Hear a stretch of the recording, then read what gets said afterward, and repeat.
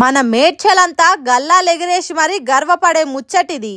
ఇది ఆషామాషి గెలుపు కాదు, దేశమంతా మన మేడ్చల్ దిక్కు తొంగి చూసే గొప్ప ముచ్చట. అంతర్జాతీయ పోటీల మేడ్చల్ ఆడవిల్ల గెలుపు సాధించింది.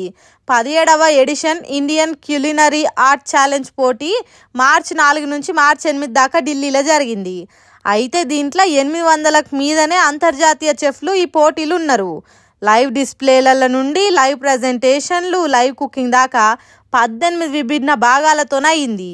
ఇంట్లో మన మేడ్చల్ ఎంఎస్ దివ్య సారిక బేకరీ చెఫ్ 4 బంగారు పథకాలు, అట్లనే 2 కాంస్య పథకాలను సాధించింది. ఈమె మేడ్చల్ మున్సిపాలిటీ గిర్మాపూర్ ఊరు ఆడవిల్ల.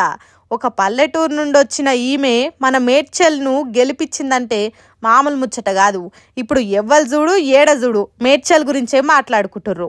ఈమెనే కాదు, ఇట్లా జల్లెడ పడితే మస్తు మంది మట్టిల మాణిక్యాలు బయటికి వస్తాయి. ఏమంటారు?